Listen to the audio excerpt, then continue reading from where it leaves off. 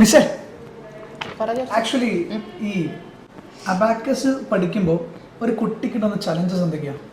Training കൊടുക്കുന്ന സമയത്ത് ഞങ്ങൾ കുട്ടികൾക്ക് ചെയ്യുന്നതെന്ന് വെച്ചാൽ ഹോംവർക്കായിട്ട് അവർക്ക് കുറച്ച് വരുന്നുള്ളൂ. പക്ഷേ അതിൽ പ്രധാനമായിട്ട് വരുന്നതെന്ന് വെച്ചാൽ നമ്മൾ ലെഫ്റ്റ് ഹാൻഡ് ആക്ടിവിറ്റി കൊടുക്കും. ലെഫ്റ്റ് ഹാൻഡ് ആക്ടിവിറ്റീസ് നോർമലി നമ്മളെല്ലാവരും റൈറ്റ് ഹാൻഡേഴ്സ് ആയിരിക്കും. അപ്പോൾ അതിന് നന്നായിട്ട് നമുക്ക് എഴുതാനൊക്കെ ചെയ്യാനൊക്കെ പറ്റും. അപ്പോൾ ഞങ്ങൾ അബാക്കസിൽ ചെയ്യുന്ന സമയത്ത് എന്ന് വെച്ചാൽ നമുക്ക് 2 കൈ ഇമ്പോർട്ടൻ്റ് ആണ്. അബാക്കസിന്റെ ടൂൾ യൂസ് ചെയ്യുന്ന സമയത്ത് 2 കൈയും യൂസ് ചെയ്യും. അപ്പോൾ അതിലെന്ന് വെച്ച് കഴിഞ്ഞാൽ നമ്മളിപ്പോൾ അതിന് ഉപയോഗിക്കുന്ന സമയത്ത് അതിന് ഓരോന്നിനും ഓരോ ഫിംഗർ വെച്ചിട്ട് തന്നെയാണ് നമ്മൾ ചെയ്യാം. അപ്പോൾ അതിൻ്റെ കൂടെ ലെഫ്റ്റ് ഹാൻഡ് എന്തിനാണ് യൂസ് ചെയ്യുന്നത് വെച്ചാൽ നമ്മളിപ്പം മെമ്മറി കൂട്ടാൻ പറ്റുന്ന നമ്മൾ പറയുന്നുണ്ട്. അപ്പോൾ അതിൻ്റെ മെയിൻ കാരണം എന്ന് വെച്ച് കഴിഞ്ഞാൽ നമ്മൾ ലെഫ്റ്റ് ഹാൻഡ് യൂസ് ചെയ്യുന്ന സമയത്ത് ഞങ്ങളുടെ റൈറ്റ് സൈഡ് ബ്രെയിനാണ് ആക്റ്റീവ് ആവുന്നത്. അപ്പോൾ എന്ന് വെച്ചാൽ മാത്സ് അതുപോലെ ഓരോ സ്ഥലത്തിൻ്റെ പേരുകൾ, ഇപ്പം നമ്മുടെ തന്നെ പേരുകൾ, ഇപ്പം നമുക്ക് ചിലപ്പോൾ ചിലരുടെ പേരൊക്കെ പറഞ്ഞാൽ നമുക്ക് മെമ്മറിയിൽ വെക്കാൻ ഇച്ചിരി പാടായിരിക്കും. അതിൻ്റെ ഇതൊക്കെ മാറണമെന്നുണ്ടെങ്കിൽ നമ്മൾ ലെഫ്റ്റ് ഹാൻഡ് യൂസ് ചെയ്തിട്ട് ചെയ്യണമെന്നാണ് പറയുന്നത്. അപ്പോൾ ഞങ്ങൾ കുട്ടികളുടെ അടുത്ത് പറയുന്നതെന്ന് വെച്ച് കഴിഞ്ഞാൽ ഒരു ദിവസം ഒരു 5 ലൈൻസ്, അത് ഏത് ലാംഗ്വേജ് ആയിക്കഴിഞ്ഞാലും അതെല്ലാം എന്തെങ്കിലും സബ്ജക്റ്റ് ആയാലും സ്റ്റോറി ആയിക്കഴിഞ്ഞാലും എന്തായാലും കുഴപ്പമില്ല, അതൊരു 5 ലൈൻസ് ഡെയിലി എഴുതി പ്രാക്ടീസ് ചെയ്യണം. അപ്പോൾ ആദ്യമൊക്കെ എല്ലാവരും പറയും ബുദ്ധിമുട്ടാണ്, എഴുതാൻ പറ്റില്ല, നീറ്റ് ഉണ്ടാവില്ല. അപ്പോൾ ഞാൻ പറയുന്നത് വെച്ചാൽ നീറ്റ് വേണ്ട, അത് നമ്മൾ ഏത് കൈനെ കൊണ്ട് എഴുതാൻ വേണം, നമ്മൾ എഴുതി ശീലിക്കുമ്പോഴായിരിക്കും നമുക്ക് നീറ്റ്നെസ് വരുന്നത്. അപ്പോൾ നമ്മൾ നമ്മൾ കോപ്പി ബുക്ക് എഴുതിയിട്ടായിരിക്കും നമ്മൾ പിന്നെ നീറ്റായിട്ട് വരുന്നത്.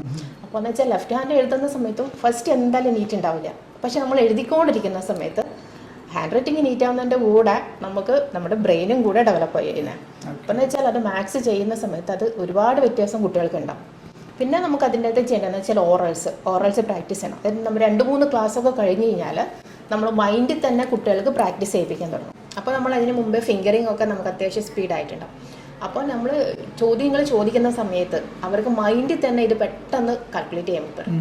കാരണം എന്ന് വെച്ചാൽ ഇവർക്കിപ്പം സ്കൂളിലൊക്കെ പോകുന്ന സമയത്ത് ടൂൾ ഉപയോഗിച്ചിട്ട് ചെയ്യാനൊന്നും പറ്റില്ല. അപ്പോൾ അബാക്കസ് പഠിക്കുന്ന സമയത്ത് എന്ത് ചെയ്യണം, ഇവരത് മൈൻഡിലും കൂടെ അത് പ്രാക്ടീസ് ചെയ്യണം. എന്നാൽ മാത്രമേ നമുക്കത് എവിടെയായാലും യൂസ് ചെയ്യാൻ വേണ്ടി പറ്റുള്ളൂ. അപ്പോൾ ഒരു 8th ലെവൽ വരെയാണ് ടോട്ടൽ വരുന്നത്. അപ്പോഴേക്കെന്ന് വെച്ച് കഴിഞ്ഞാൽ അവർക്ക് അഡീഷനും മൾട്ടിപ്ലിക്കേഷനും ഡിവിഷനും എല്ലാത്തിലും അവർ എങ്ങനത്തെ ക്വസ്റ്റ്യൻസ് ചോദിച്ചു കഴിഞ്ഞാലും അവർക്ക് അത് ക്വസ്റ്റ്യൻ ചോദിച്ച് കഴിയുമ്പോഴത്തേക്കും ആൻസറും കൂടെ പറയുന്ന ഒരു ലെവൽ വരും. അപ്പോൾ ഈ ആത്മവിശ്വാസം വർദ്ധിപ്പിക്കാൻ അബാക്കസ് പഠിച്ചു കഴിഞ്ഞാൽ ഷുവറായിട്ട് സാധിക്കും. കാരണം നമുക്ക് എത്ര ടഫുള്ള ക്വസ്റ്റ്യൻസ് ചോദിച്ചു കഴിഞ്ഞാലും ഇപ്പോൾ ജോർജിന് ഞാനൊരു കാൽക്കുലേറ്റർ തന്നിട്ട് ജോർജ് ചെയ്യാൻ വേണ്ടി പറഞ്ഞു കഴിഞ്ഞാൽ അത് എന്തായാലും തോൽക്കുകയുള്ളൂ. എനിക്ക് 100% ഉറപ്പാണ് ഞാനല്ല. അപ്പോൾ എന്ന് വെച്ചാൽ കുട്ടികൾക്കെന്ന് വെച്ചാൽ അതിൻ്റെ ആവശ്യമേ വരുന്നില്ല. അപ്പോൾ ഞങ്ങൾ ക്വസ്റ്റ്യൻ ചോദിച്ച് കഴിയുമ്പോഴത്തേക്ക് ആൻസർ കിട്ടണം. എൻ്റെ കുട്ടികളൊക്കെ ഞാൻ പ്രാക്ടീസ് ചെയ്യിക്കുന്നതും അതേ ലെവലാണ്. ഞാൻ എപ്പോഴും അവരുടെ അടുത്ത് പറയുന്നതാണ്, ഞാൻ എപ്പോഴും ക്വസ്റ്റ്യൻ ചോദിച്ച് സ്റ്റോപ്പ് ചെയ്യുന്നത് അപ്പോഴേക്കും എനിക്ക് ആൻസർ കിട്ടണം. ഫാസ്റ്റ്